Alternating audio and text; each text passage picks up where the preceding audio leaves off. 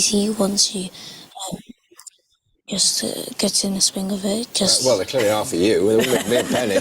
But anyway, I take your point. But I think I'm right in saying, Samantha, because you did this. How old were you when you passed your advanced maths? I was 9. You were 9, so they've beaten your record now, right? But it's not just about taking your calculator into the classroom as you can do these days, or adding up, or multiplying, etc., or even doing algebra. It's about mathematical reasoning. Yes. What is that? It's like.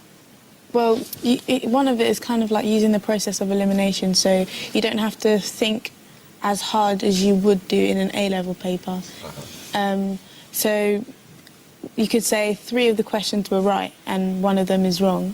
So if you work out the first 3 and they're right, then you know straight away that the last one will be wrong. I guess it's about really understanding maths, isn't it? That's what it's about, rather than just doing adding up or multiplying or even doing algebra. It's about understanding why, which I never got to grips with. I was so bad at maths, they wouldn't even let me sit my O-level because they said it was a complete waste of time even trying, right?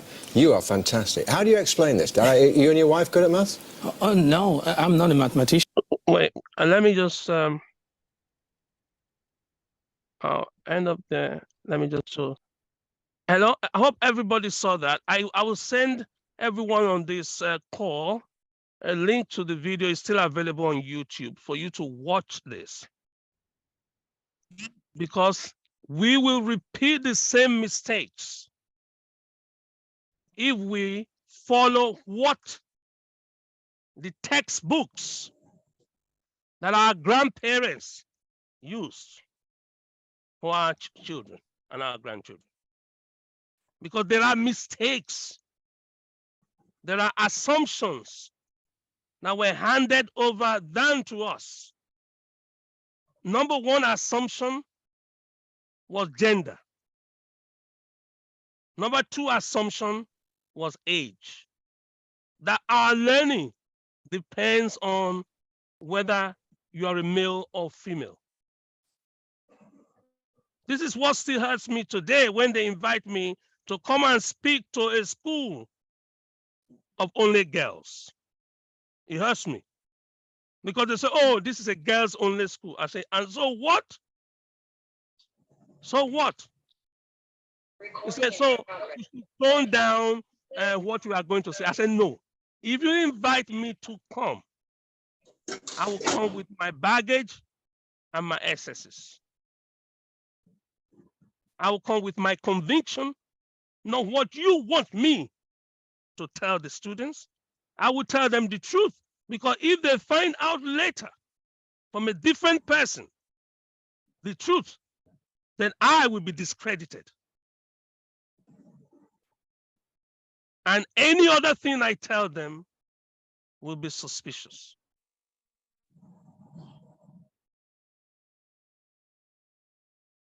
So I explained to the girls, every one of them, why they are more than a wife and a mother. They are aeronautic engineers. They are super mathematicians. They are prime ministers in waiting. They are top bankers in waiting. That is the basis of the new educational thinking. It has to start with the thinking before we go into implementation. If not, the barriers of age and gender will become insurmountable mountains, because we are reinforcing the prejudice of an era gone by. The second thing they told us in school, the second lie they told us in school, or second myth about the educational system, is that what you know is a function of your age. So they say 6-year-old can only do this, 5-year-old can only do this. That is why every year I want to break a new world record in education. Every year. I've made it a deliberate thing. It's a conscious thing. Whatever they said was impossible, we applied the new formula. And we have applied that across the board. To the Chinese students, to the Japanese students, to the Asian students. And guess what? We have found the same result. So the so-called cultural differences are sociological. They are not cultural. The so-called biological differences that exist between a Canadian child, an American child, and a European child or an African child, that difference is sociological. It's not biological. That means based on the societal thinking and not on their genetics. I'm going to play you a quick video because I'm giving you evidence after evidence to show to all of us on this call that the next time you see a girl, you must not join the society in suppressing the talent that is there by the words you speak from your mouth. Because they are young and they believe everything we say, now they will live a life thinking that what we told them was true and then build their livelihood around this myth and false assumption. So age is not a factor, evidently. You heard that interview.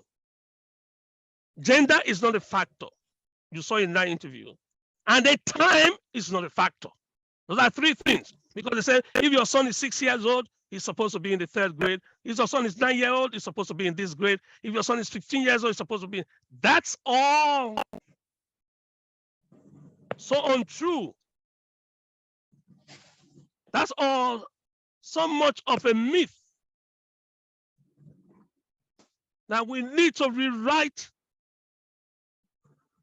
what our great parents, or grandparents and great grandparents did not know. We are privileged in this generation to have the tools, new tools, to have new technology, and to have new techniques. Three things that we have our parents didn't have. Three things. We have new tools, we have new technology, and then we have new techniques.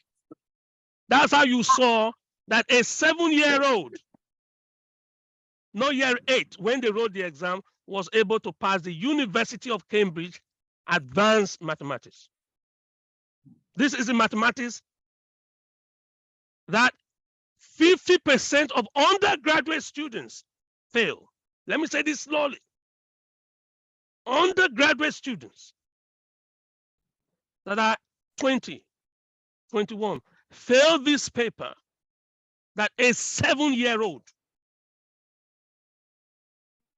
an 8-year-old was able to pass. And what annoyed me in my journey, the then Prime Minister, bless his soul, Tony Blair, invited us and gave us a special award in recognition of this record-breaking achievement. And I said, okay, let's mainstream this. Let's try this in a normal school. And they were all getting involved in trying to make me the Secretary of State, Minister for Education. I said, no, let's go to the classroom and test whether age, gender, and time are key factors in learning. But it got mired in political discussions, and he didn't have the political will to implement it on a large scale. But we continued. And I'm going to share with you, let me pull up the slides again, because today, everything I'm telling you is evidence-based. These are things I have seen, I have touched, and I have felt in every little girl from every single corner on planet Earth. Because some people said, oh, it's because they are your children and you are a professor. Therefore, it's in your gene. That's why I made it clear in that interview. No, it has nothing to do with the genes. So don't say in my family we are bad at maths, or in my family we are bad at learning languages. That is another myth, that it follows bloodlines. It's another myth of convenience and self-fulfilling prophecy. Because this then made us to expand what we were doing to the worst performing areas, the so-called inner city, the ghettos. We went to the ghettos and we pulled up more case studies and groups. And then we hit another world record. And then we hit another Guinness record. So that every year, in every subject, in languages, in technology, in mathematics, we now have the privilege of holding the Guinness record in those specific areas. Let me just share with you. I hope nobody has joined. If you have just joined, welcome to an opportunity for you to review and reflect on what you knew about education before today. Because my aim, my only reason for blocking out this afternoon in London to share with you is to deconstruct everything you've been told about learning, everything you've known about education, and everything you've known about gender-specific preferences. That's my objective. I've just outlined all of them.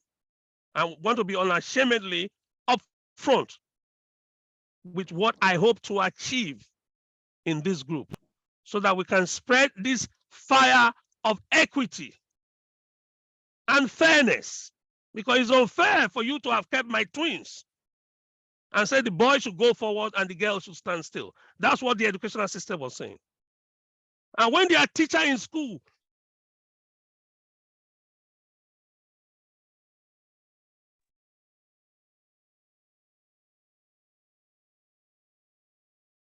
all their teachers say, oh, be careful, because if the girls do so much maths, they will grow up to be like tomboys. I shook my head. I couldn't believe it. So the conditioning of our educational system is so ingrained that in the view of new evidence, we are not prepared to review our position. Instead of you to now begin to query and question what you did yesterday, so that tomorrow you don't repeat what you did yesterday, because you are humans. When we human beings receive new data or new information, we change the way we behave.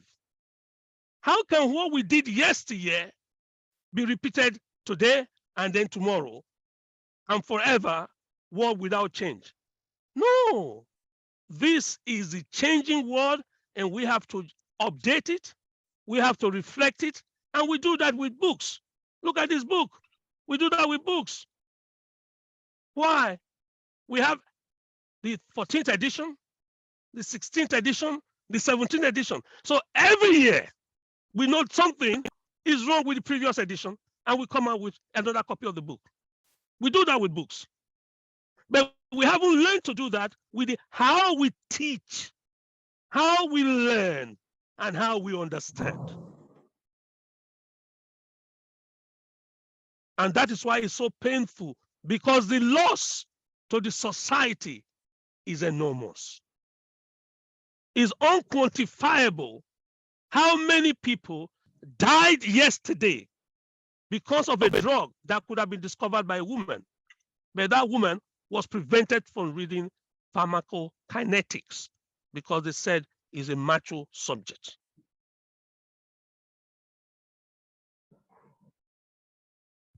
If we apply the same rule that we apply to sports, to education, we will have found a cure for cancer. Because in sports, we recognize that the women can run as well. We all recognize that women can jump as well.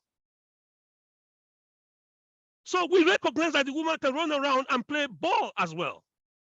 But we have not recognized that the woman can naturally be a top mathematician. Our curriculum still expects them to be mothers and wives. That the 50% of our population are just agents of recreation and procreation. And then we cite spurious biological research to justify the historic position.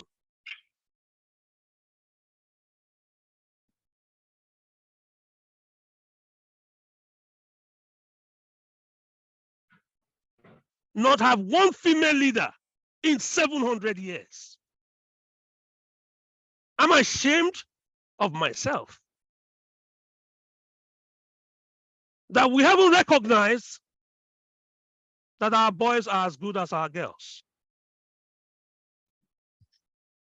We assume that they are not as good. And then we go ahead to tell them that they are not as good. So let us rush through the other slide, because I need you to see this.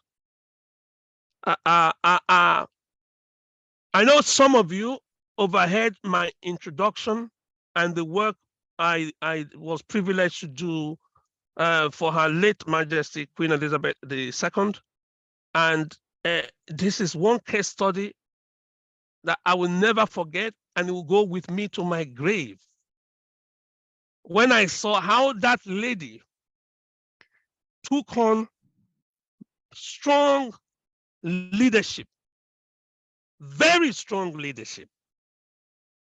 If she was raised to believe that she is only a wife and a mother, then she will be a queen, just producing babies, producing the next king, not rule in the affairs of men or rule on global terms. My opinion about her and what she was able to achieve is in the book I wrote. When you have time, you can pick that up.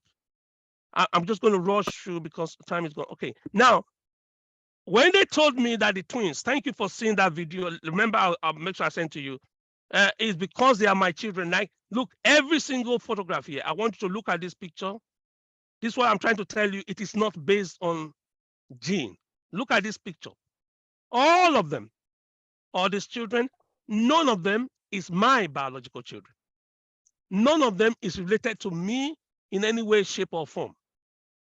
They are from different backgrounds, different ethnic groups.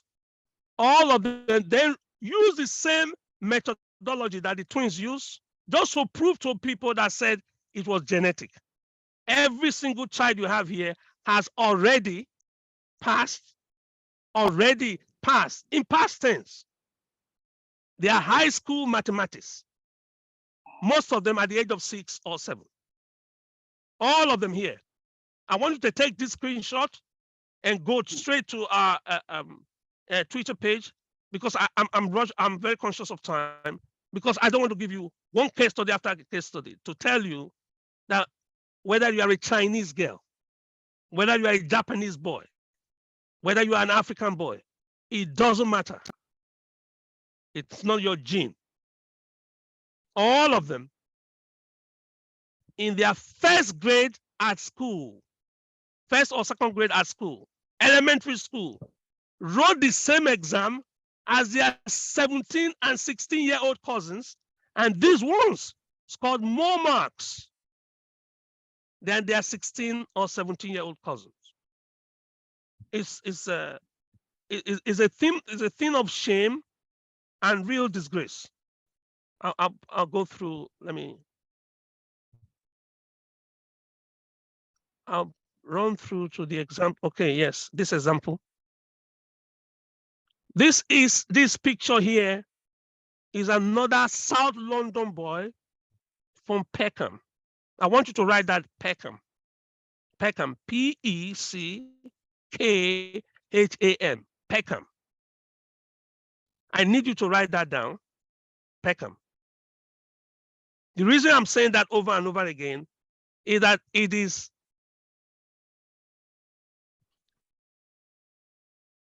a ghetto in London, South London. Peckham is classified, or was classified then, as one of the poorest performing county in the whole of the United Kingdom. And we wanted to prove whether it's really true that every single child, if given the opportunity, they are able to achieve or in fact exceed what we've achieved in the first video that you saw. Because we want to be sure that it's not gene. We wanted all the doubters to see in case study so that we can then have a mass study. That the fact that you were born in a poor location does not mean that your brain is poor. Ladies and gentlemen, this is the official government position in Britain and in the whole of Europe, that if you were born poor, your brain somehow is inferior. We believe, the government believes, I can send you the documentation, that high school graduation rates is expected to be 30% or lower in specific postcode. High school graduation rates than other postcode or zip code, as the American friends call it. So if you live in a particular neighborhood, the government does not expect you to pass more than 30%. And the government funds these schools. I asked the Minister of Education, I said, your honorable minister, if you were running a supermarket and the supermarket was producing goods and 70% of them were below standard, will you run the same supermarket? He said, no. I said, because he didn't know where I was going. I said, so you are telling me schools should produce human beings and 70% of them will be wasted? Because this is why you are saying 30% is the pass rate for schools in the ghetto. I regret to inform you that is still the official government policy today. They call them poor performing postcode. Poor performing PPP, we call them the zones for education. How can you classify human beings as 16s to be failure when you cannot make one human being? Who gave you the right, because you won an election, to kill off girls from particular neighborhood because you were told by your teachers, who was told by their teachers, who was told by their teachers? Because there's no evidence, apart from those that was told by us, who was told by us. It's a passed down philosophy. And he said, oh, we should take this discussion outside this.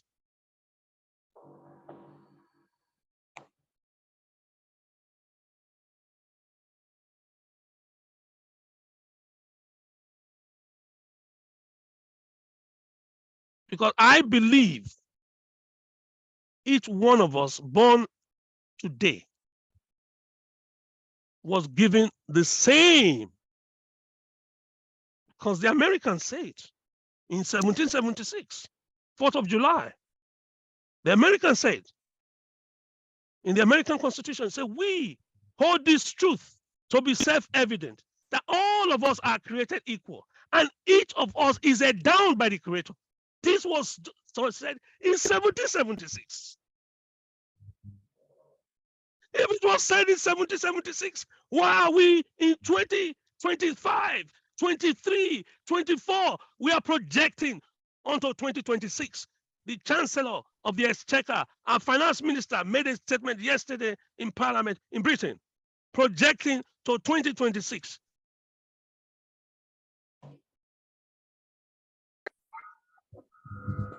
Professor, you're losing the sound. because they were made in a particular postcode. This is not science. This is destructive human dogma. And I asked the same minister, I said, sir, because your colleague from science and technology just made a great presentation on PowerPoint slides. And one of the PowerPoint slides said 13% of workers in the most high-paying jobs, that's in STEM, science, technology, engineering, and mathematics, 13% are females.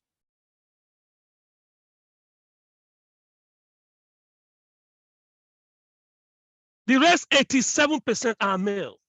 Why is there a disproportionate underrepresentation of females in this high-paying profession? And they are overrepresented in cleaning, the least-paying profession.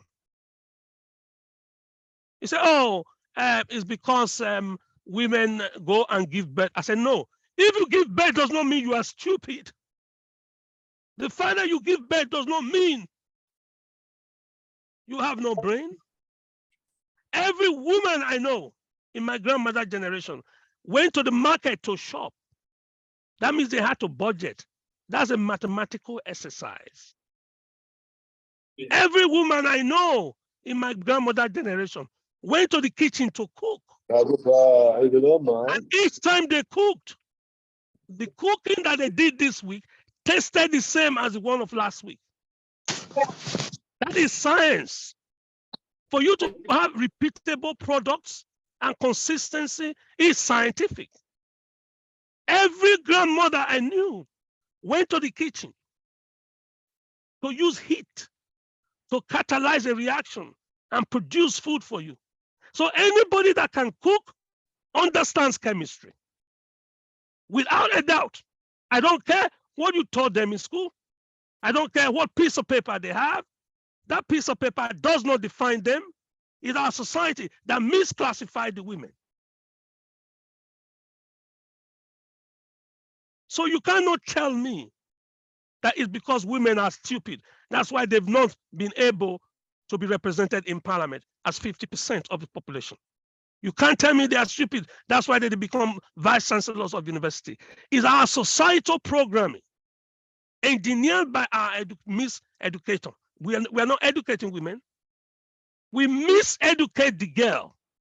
Once you miseducate the girl has a real defined impression of what she can do and what she can't do. And because of that, the girl behaves that way. We'll show it, and I'm going to show you another slide. And I don't know how much time I've got left because I don't want to abuse the opportunity. I would also love to show you another video where we were debating this issue. And I don't want to debate it ever in my life, never.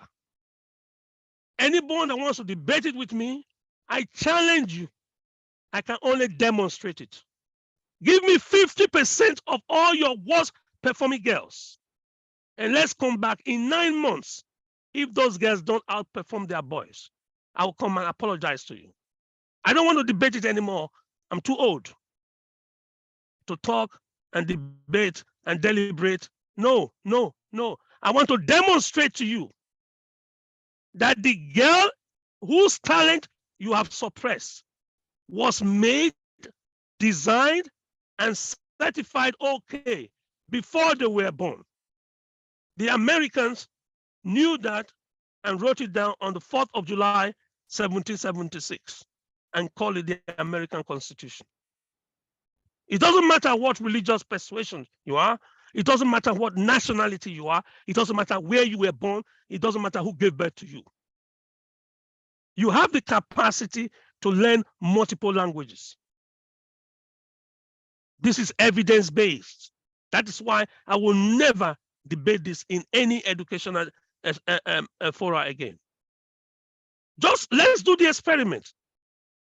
Bring the poorest performing girls, period. Let them work in 9 months. After 9 months, let them write the same exam as you set for their brothers. I will not mark it. I don't need to mark it. I don't need to be there. If the girls don't outperform, I'm not saying they will be equal to the boys. No. If they don't outperform the boys, I will apologize to you. Because the logical part of the brain is much more advanced based on neuroscience, not neuromyth. Neuroscience for the females than the males. Because we now have facilities to be able to image the brain while the cells are still alive. So we must quietly disagree and publicly call out anybody that thinks that the female was made by the creator so that she can have a womb and therefore have less IQ.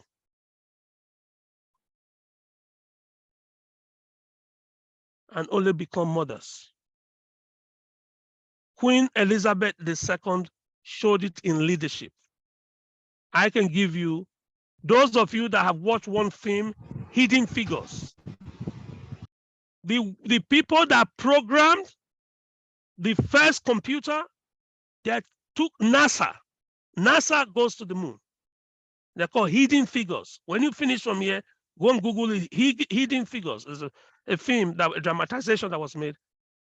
They were females that understood the logic of computer programming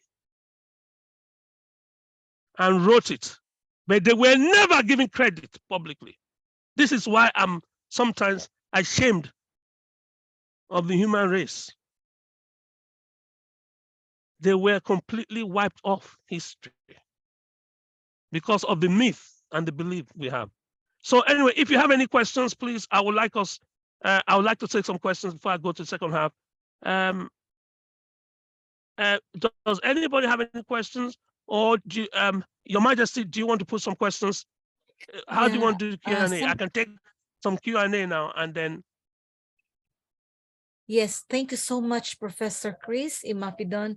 It's not only scintillating message or lecture, it is really, really challenging and wonderful. Excellent, Professor.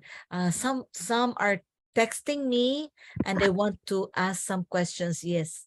So you can type your questions in the chat box, or anyone who wants to raise a question, you may use the icons to raise your hand. Okay. And then if you raise your hand, I will call you. Let me see.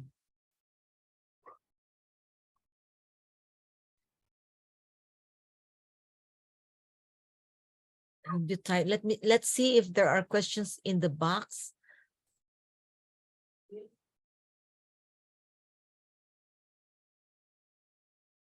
Yeah, I think there are a few questions. Let me see. Yeah, there are a few questions. Professor, are there people raising their hands? Let me check, Professor. Wait a minute. Okay. Because there are still people coming and want to be admitted. Yeah. First of all, Professor, with us this evening is the president of the state of Birland, King Emir Hayawi. Yes, Your Majesty. Okay. King Emir.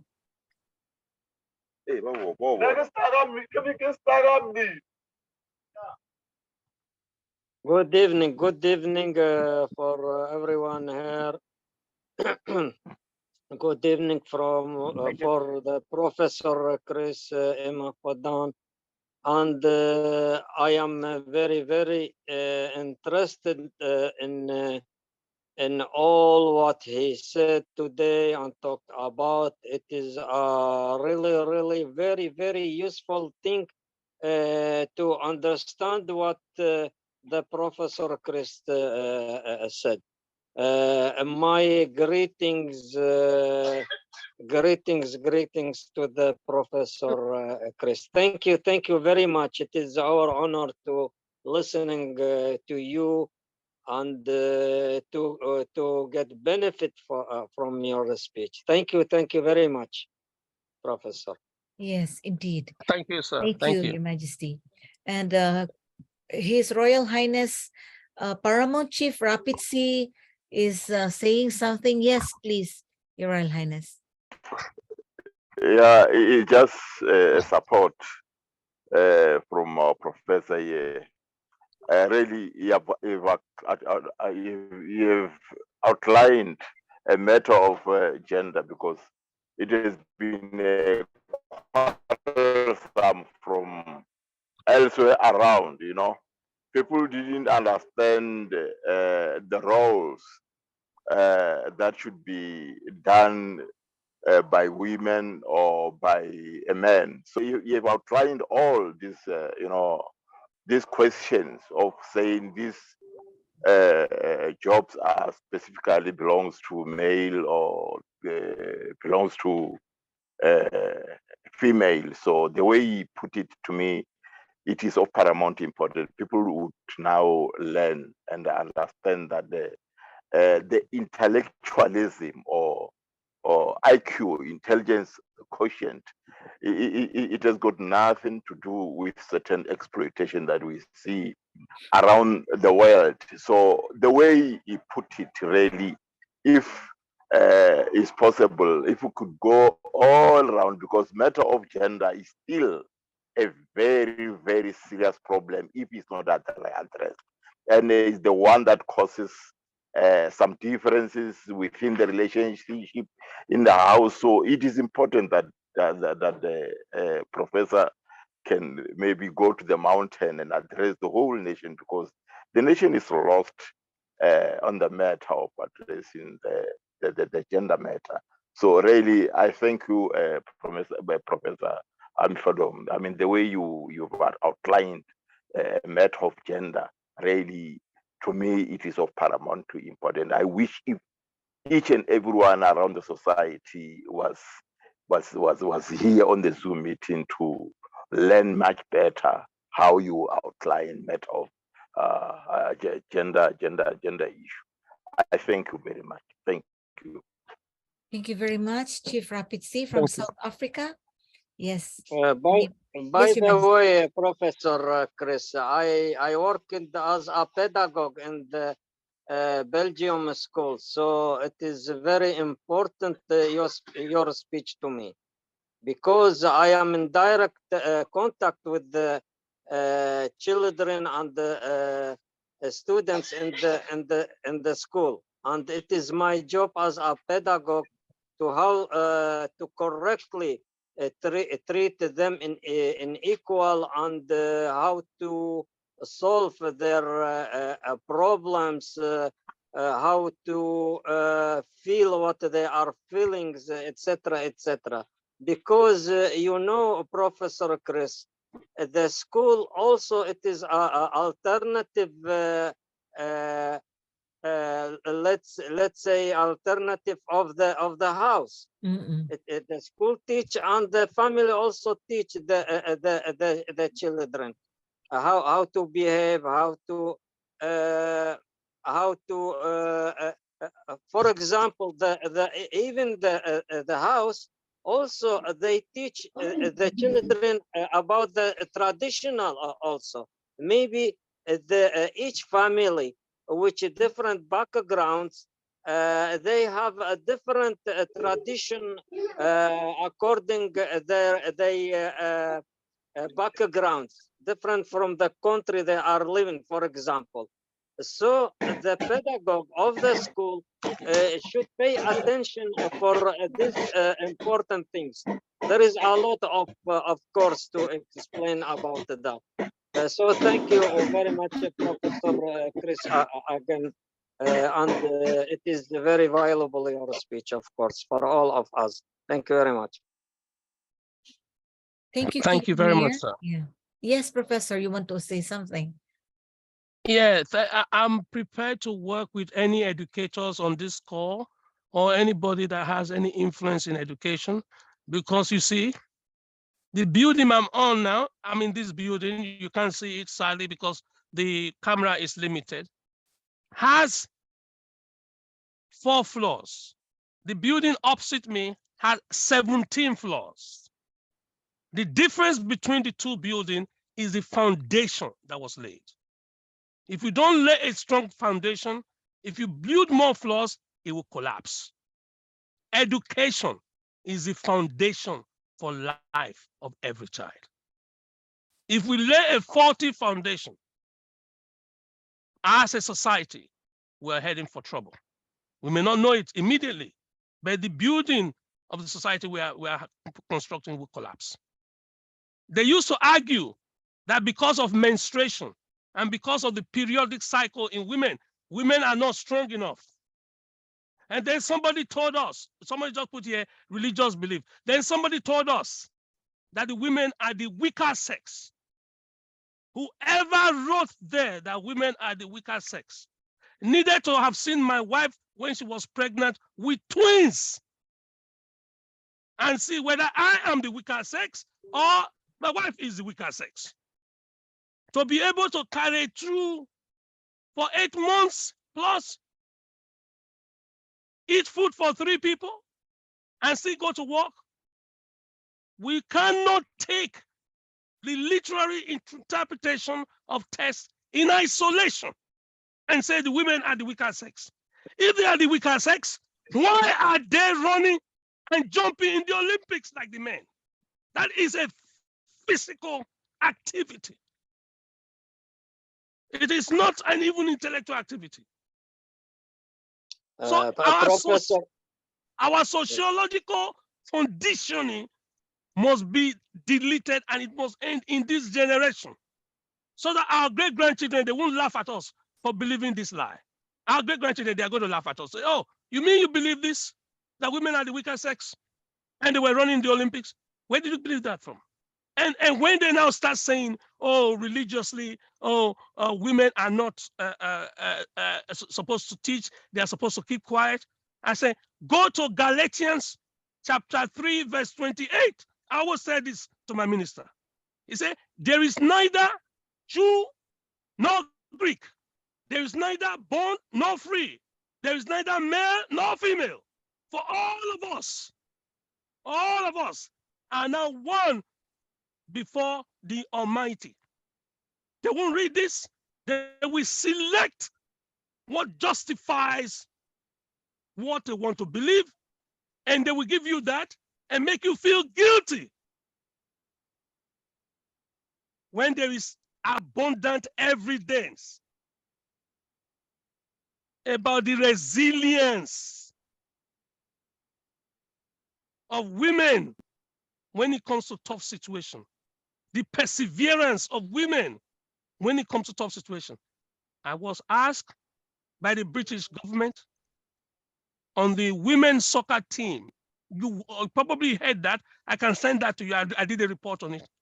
On the national team for England, when they were going to play at Wembley, they said they will not give the same stadium to the women as they give the men. He said, this is foolishness. They are playing the same football. Why are you arguing over this? I'll send this to you. The women won the European champion, England. The women won. The men were defeated.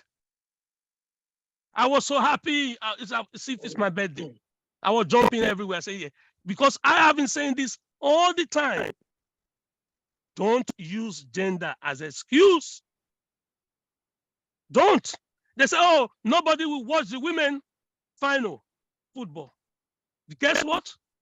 They calculated more people watch it on television.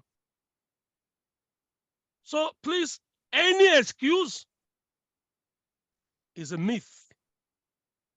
It's a myth we believed because somebody we loved and trusted told us. And some of us have lived it, we believed it, we lived it, and we'll find out that it's a total lie. I'm not going to let my wife play second fiddle. She has to lead. It's not a matter of patriarchal thinking. You have to lead. There are areas where she's better than me, and there are areas where I'm better than her. I cannot say I'm always better than her, always in everything. this foolishness. Sorry, somebody was saying something I didn't. Professor, there are several questions in the chat box. Would you like to read it? Choose some yeah, of them. one of them, Emeka, Emeka, don't you think that because of small provision available for females in organizations and establishment to help parents contribute to girls' education? Yes, yes. But we must start from the thinking. You see, if we think our investment in girls and boys will give us the same result, then we start investing. If we think we are going to waste our time, then we will be shy to give resources to women. So yeah, of course, I support that we should have more resources for both groups. Thanks for dispensing the meat. Okay, how should we look at the superiority of women in education without demeaning the role of men? Yeah. No. This question, Professor, this question is from an educator. Okay. Yeah. No. I'm not talking about security. I'm not talking about superiority. Superiority. Oh, please listen to me. Listen to me. I'm not talking about superiority. I'm saying equity. Equity. Not equality, equity. I just said my wife is better at some things than me. Yes. I'm better in other things than her. But I shouldn't say this is where superiority comes in. I am always better than my wife. I shouldn't say my twins, my boy is always better than the girls. I shouldn't say that. I should say, I should have said this. I didn't say this. Okay. My daughter was selected to play rugby. Who knows rugby here? Rugby is very violent. My daughter was selected to play rugby for the county as champion. Yes, Queen Eden, you remember the self-defense those women for the Birland played in the Dubai. Yes. See, yes. See how we appreciate that. Also, Professor Chris, how about the equal in salary? See, the salary, the woman get a lower salary than man. That is now the problems in many countries, the woman asking for equal salary. I mean, it is, I know it is upon the job, a kind of the job, but there is the jobs that is in physical suit for the both, the men and the woman, but the woman get the lower salary from the man. Thank you very much. There's a Wimbledon tennis competition every year. They play tennis in Wimbledon. Every year, we give a cup to the finalists for men, and we give a shield to the finalists for women. But they play in the same court. They have the same racket. They have the same audience.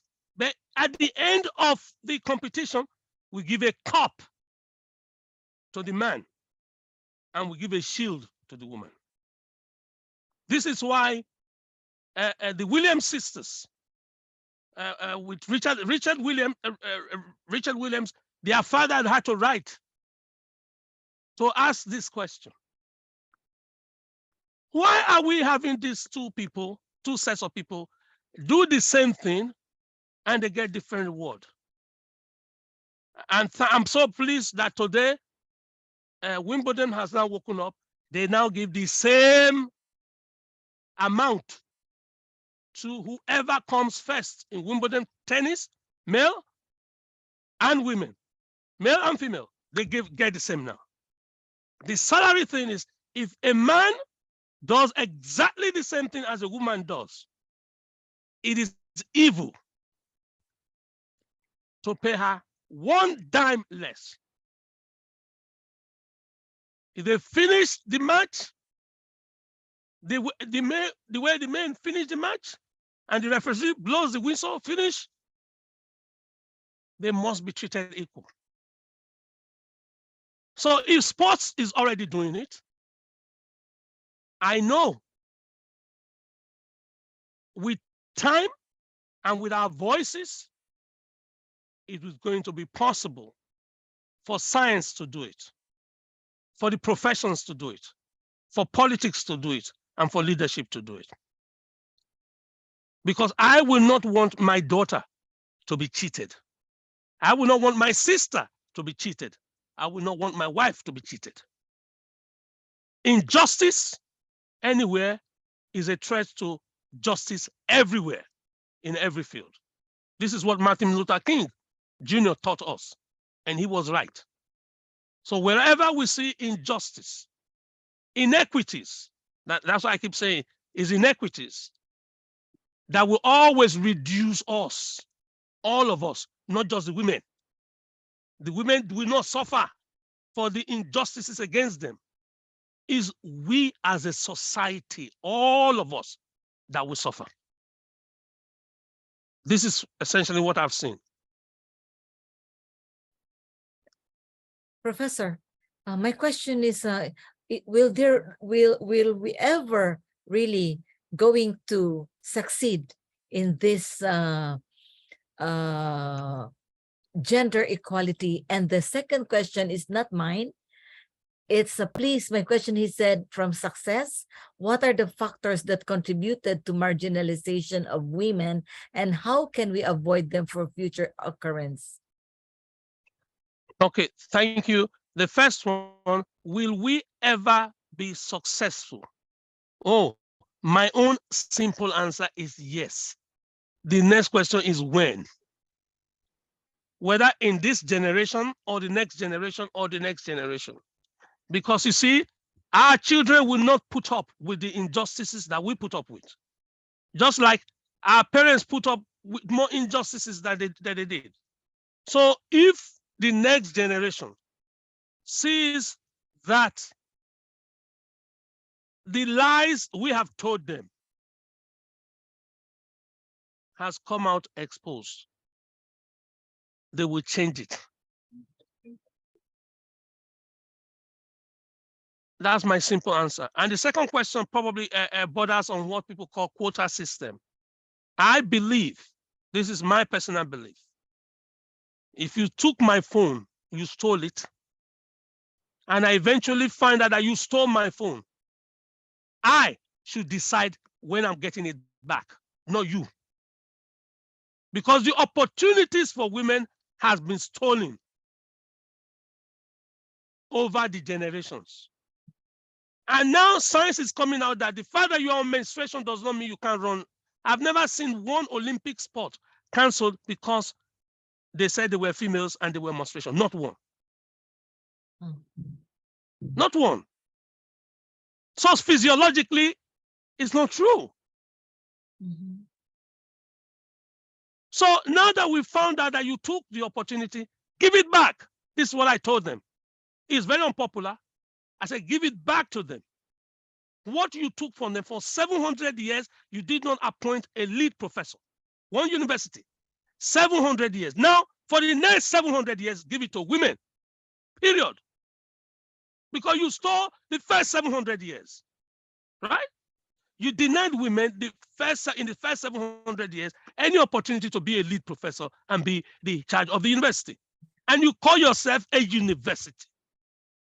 Professor, maybe you want to include this next question of OB. Is religion one of the factors of gender inequality?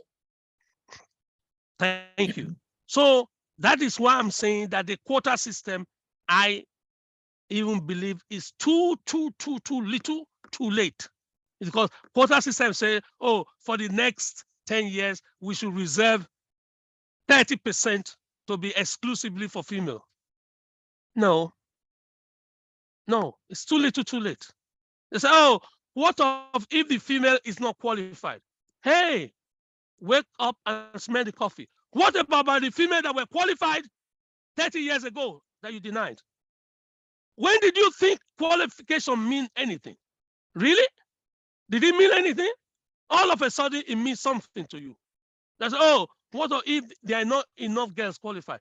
Take any girl that is not qualified and support her. Take any girl that is not qualified and train her. Take any girl that is not qualified and mentor her. if she's not qualified, that's what schools are there for. That's what training programs are there for. That's what training institutions are there for. Train them and get them up to the level that you want them. Professor. We have too many male pilots. So if we have male pilots, they take more risk. If they take more risk, we have more safety compromise. Take the women that are more conscious and train them to be pilots. Because they were talking about specific professions that cannot take women. I said, which one? He said, pilot. I said, why? He said, because they fly all the time. I said, have you looked at who is the stewardess on every flight? Why do you think you are talking to a fool? A woman cannot fly the plane, but they can give you tea and coffee in the plane. And you are saying they fly long hours. Please be serious with these issues. Why should a woman be an air stewardess for her entire life and not given the opportunity to try as an aeronautic engineer? It's because our society was told a lie. It's not because of her ability. Because if you can stay on the plane for 6 hours, you can fly the plane for 6 hours. Give her the opportunity and see whether she will not step up to it. And then the issue of religion, I'm sorry, they use religion. Religion did not say you should suppress. The wife of Prophet Muhammad, peace be upon him, was a powerful woman.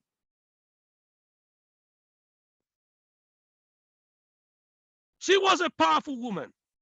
She was a business. Go and read the history of Islam. So don't use Islam to say you want to suppress women. You are using a teaching from there, selecting it to justify your sociological position. Professor, yes, I would like Mr. Casey Devendra Casey to answer why, or is it really possible that women can be pilots? Because he worked for 30 years as the International Aviation Director of Kathmandu International Airport. Yes, wow. Mr. Casey, and now he is the Minister of Aviation of Birland State. Yes, Devendra Casey, sir. Good evening from Nepal. Do you hear me, ma'am? Yeah, you're welcome. Thank you. Okay, thanks a lot to Professor Chris. It was really eye-opening for us, and I'm very pleased to know your caliber, your quality. We salute you from Nepal. Very recently, there was a award by the Civil Aviation Authority to the 2 lady pilots who, for the first time in the history of 70 years of aviation in Nepal, they flew solo by the lady pilots to the abroad. Domestic flights they were doing, but now they did it. But what I wonder is, if male can fly, why not female can fly? As you said, I'm totally with you that female can definitely fly, because let us suppose every woman's work more than 12 hours a day, but man works maybe 8 hours a day. There's a beautiful example. I'm not just saying for the sake. There's a beautiful example of our Prime Minister Aiden. Sometimes she work, I hope, maybe 24 hours a day. See, I never found that she is tired.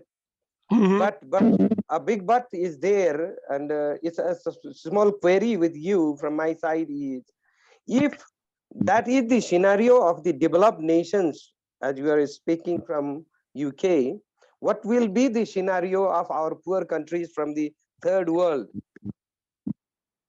See, we are, but what is happening to us is, as you raise the aviation issues, there are a lot of aviation in a poor country like ours, in Nepal also. There are a lot of lady pilots. There are a lot of aeronautical engineers. At the same time, there are a lot of engineers in Nepal. And the most important thing is here in Nepal is most of the colleges, schools and universities, ladies are, I mean, scoring higher than the boys.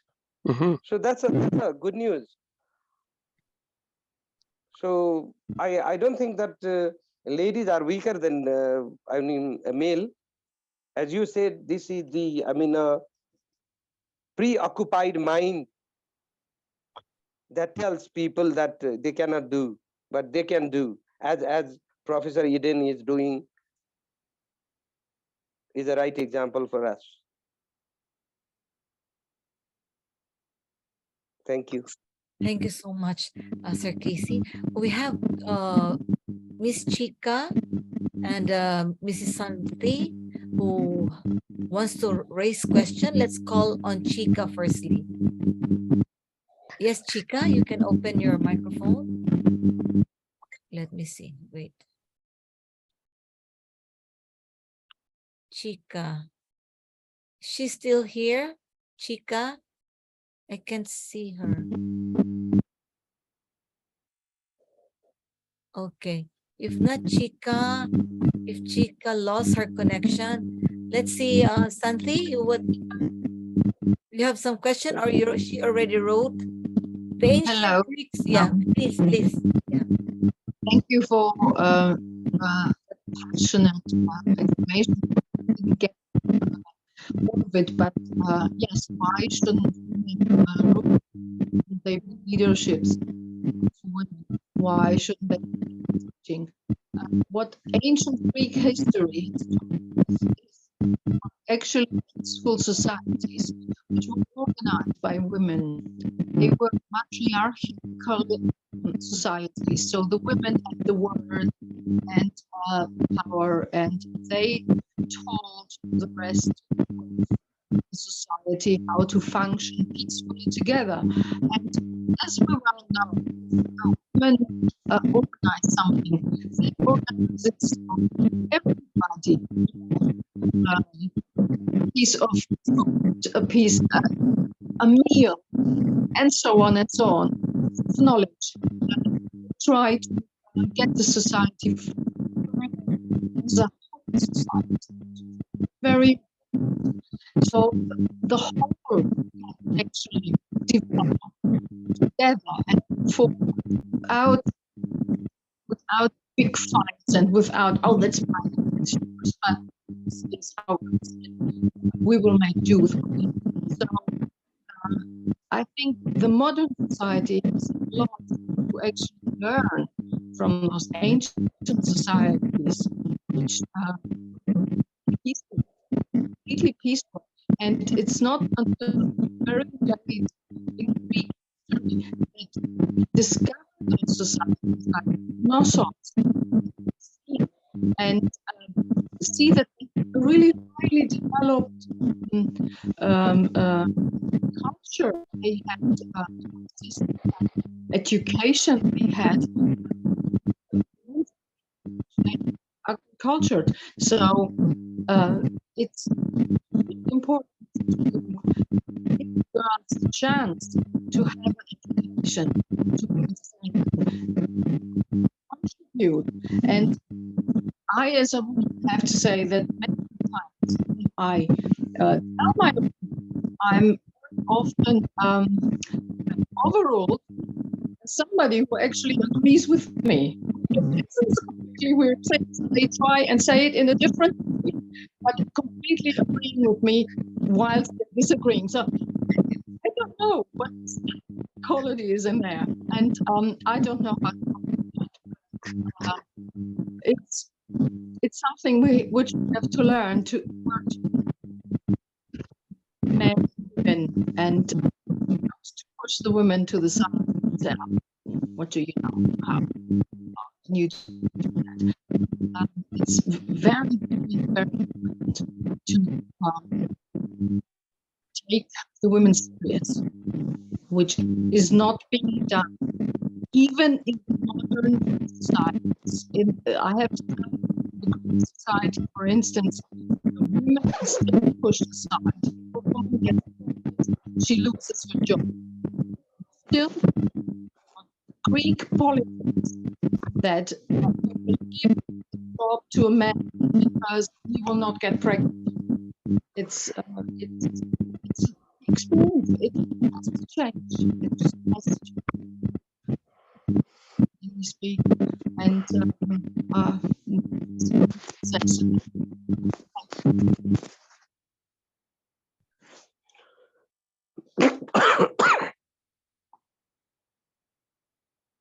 Thank you very much for that intervention and very clearly stated position. And the question that raises is like our brother said from Nepal, if the developed countries, so-called developed countries, have not woken up to the fact that we need to reorientate our societies and therefore start by reorientating our schools, because the schools feed the society. So once we get the school right, we get our society right. Their product is going to come into the mainstream society.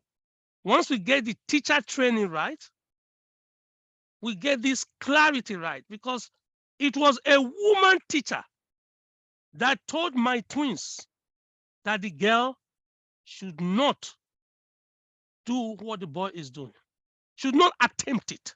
It's a woman. If it's a man, then I'll say, okay, it's male versus female. It's a societal conditioning that, oh, this line is for girls and this line is for boys. I say, why? They're in the same class. Why don't you give them the same opportunity? Let's see whether or not they'll fail or succeed. Just give them the opportunity. That's what I'm asking. If they like it, they take it. If they don't like it, they say no. But let them say it themselves. Let us not tell them where they can go and where they cannot go. And as a human family, one global family, because Rwanda has done it now. Rwanda is one of the best countries in the world because they almost have 50% women in parliament. The UK started with 1%, and UK then moved to 6%, and UK is still under 20%. But Rwanda, this is why I'm so excited. That is from a non-developing world. So my answer to my brother from Nepal, do not allow the classification to intimidate you. You can leapfrog, you can overtake the so-called developed economies in gender issues and make that your area of specialization. I will be very keen to talk to all the air stewards and hostesses in Nepal and show them how they can become pilots, and show them how much they'll be paid when they become pilots, and show them the most difficult part of piloting, and demonstrate to them that if you can use the sat nav in your car right now, and you can use Google Map in your car right now to drive from your home to another location anywhere in the world, you can understand the navigational system of Boeing in 3 weeks. 3 weeks. Because it's the same principle of following that blue dot on your iPhone. It's the same principle, nothing different. I need to be able to energize the girls, the young girls that are just coming into being air hostesses, and energize them and say, go and try. Try with the clarity that God did not make you inferior. Because if you try with thinking, oh, maybe God made me inferior, then you go, the first attempt you fail, you give up. But if you know that you yourself and your brother, or yourself and your friends have the same divine physiology, then when you try the first time you are not successful, you try again, just like the men do, and then you try again and you try again.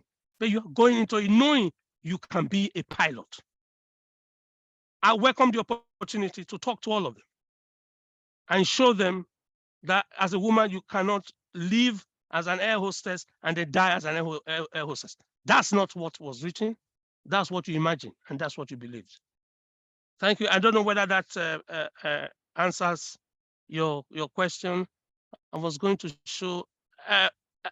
We're gone for time, have we? I think we will have to do part 2 of this. We have to do part 2. Yeah, actually, we because don't have a limit of time, but as long as they still want to ask questions and you're still willing to stay, I know that Professor is very, very busy.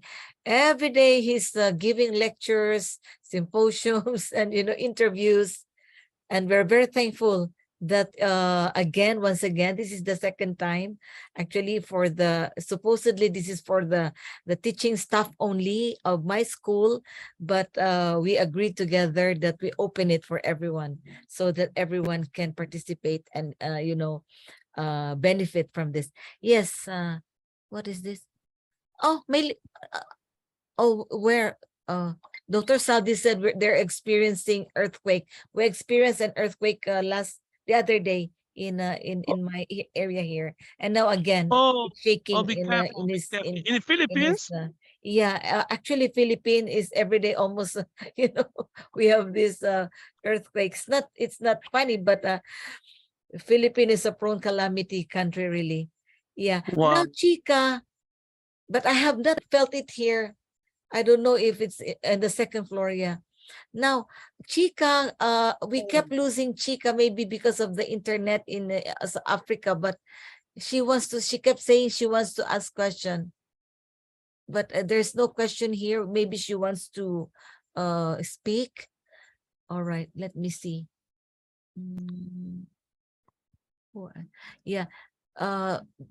Dr. Buwan, Norman Buwan, he's a Filipino. He said, as to experience and observation, culture is still impacted inequality, and it all lies on the orientation from their tribes. Yeah, that's true. I read a news item before coming of a 65-year-old getting married to an 11-year-old. A 65-year-old man getting leveled to an 11-year-old girl. Yeah. And they said is culturally acceptable. I said in my book, that is pedophilia. Not pedophilia. And that is a psychotic case. You are supposed to be a father to that child, and you say you are marrying that child. It beats me. Yeah, you are right. Culture.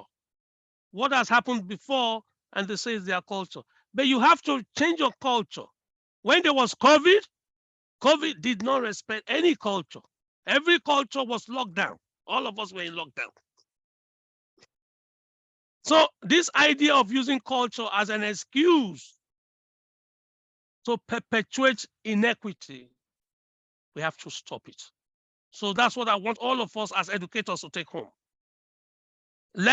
Anytime we have a girl speaking, after that a boy should speak. Encourage the girls to put up their hands in class and speak. It doesn't matter whether they get it right or wrong. You just want to know the way they are thinking and their opinion. I want us to empower all the girls in our lives. They can be our nieces, they can be our daughters, they can be our female students, all of them. Each time a man speaks, next time let the woman speak. Because you want to hear a diverse opinion. Like this thing I'm holding now, there's this side, and there's this other side, and there's this other side. If you hear one side, you have only had one dimension. And your view will be only this side. So you won't know there's another thing on this other side at the back.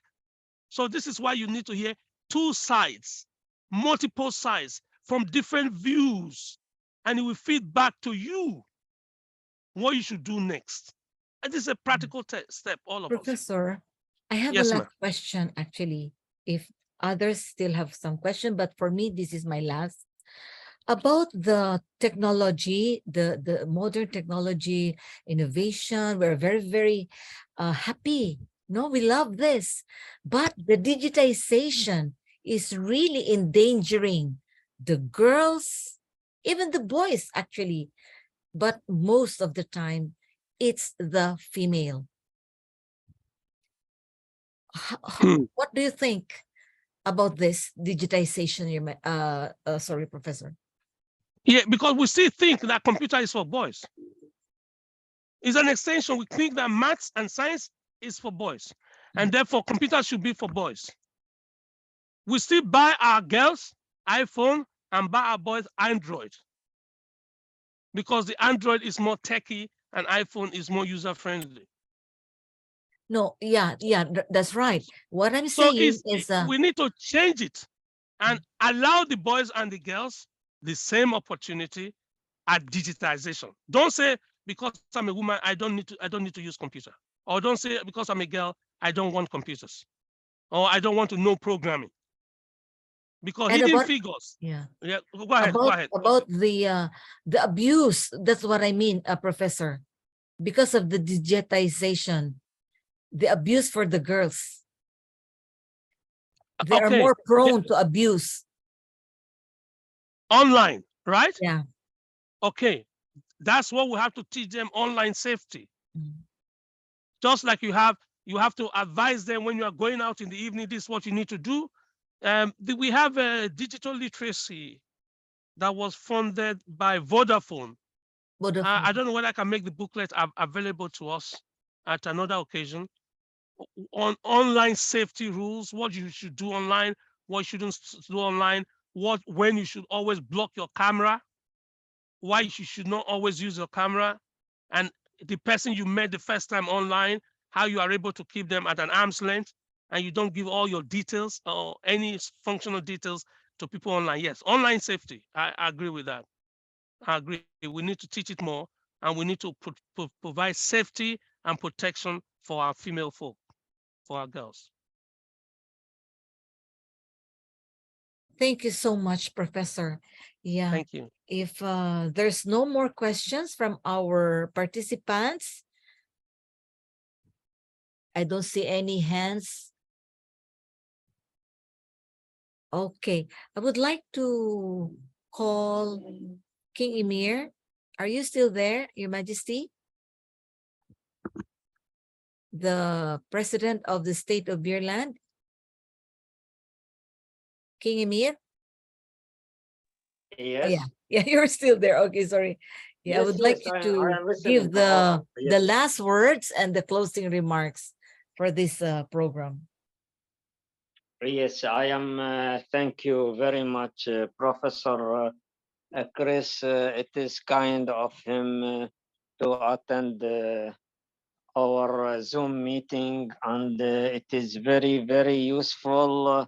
His Excellency speech that we should benefit from all what he said, especially me as I am a pedagogue, as I mentioned, and also I would like to mention about the Rwanda.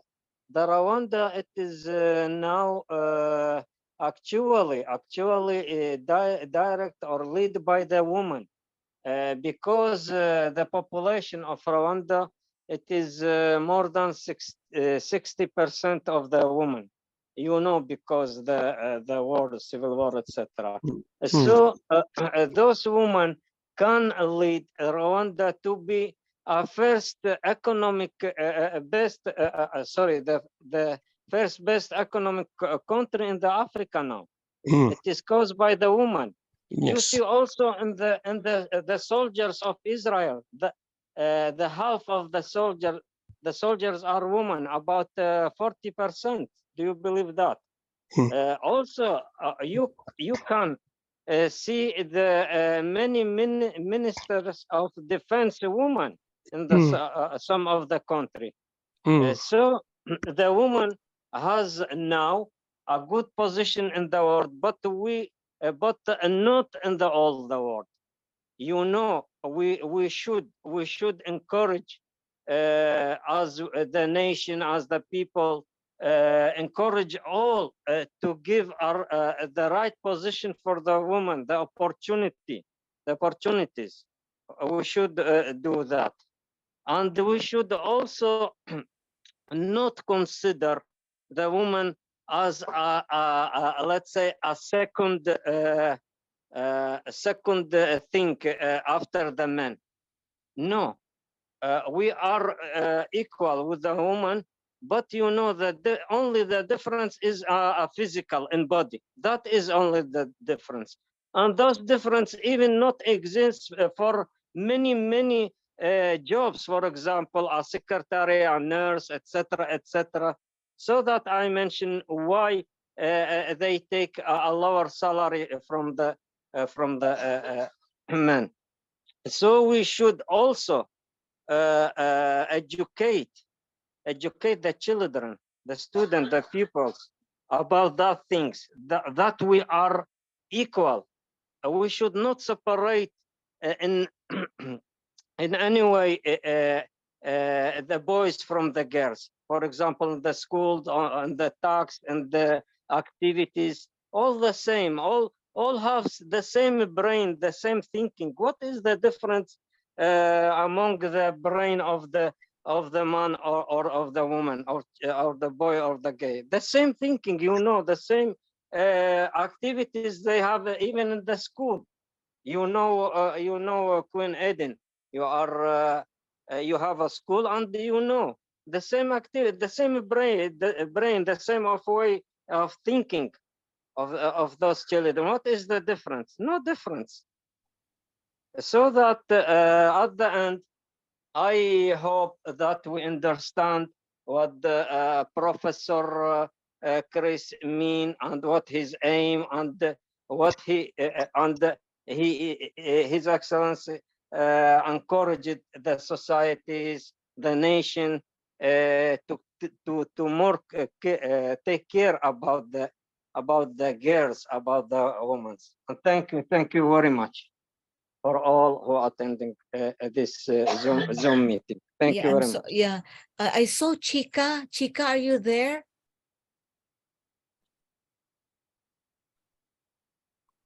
She just came in. Oh, we lost her again. So anyway, maybe we will have another. Oh,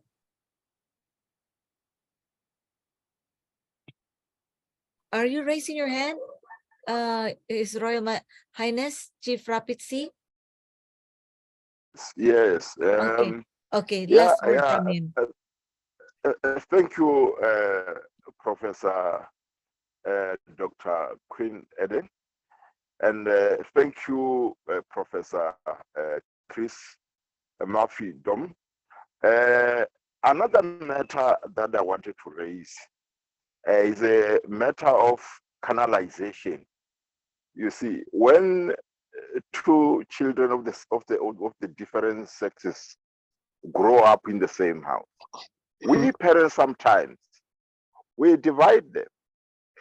We give certain duties to the girls and certain duties to the boy. You see, at that point, that's where is the starting point of division between the female child and the male child.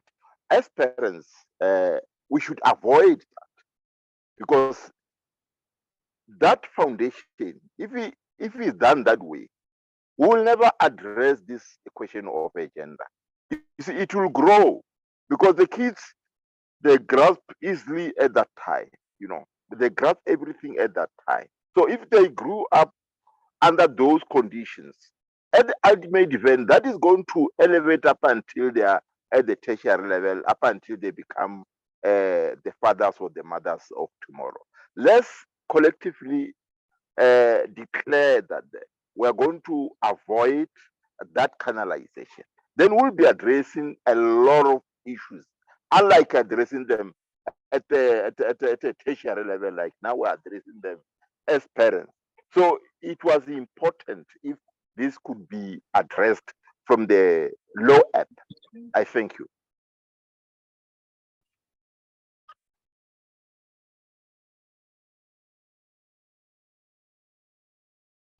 Thank you, His Royal Highness RKMPII. Yes, Professor Chris. Yes. Thank you very much for your coming. I hope we move on to the next series, which is the practical daily things we can do. All of us can do something from our little place, wherever we are.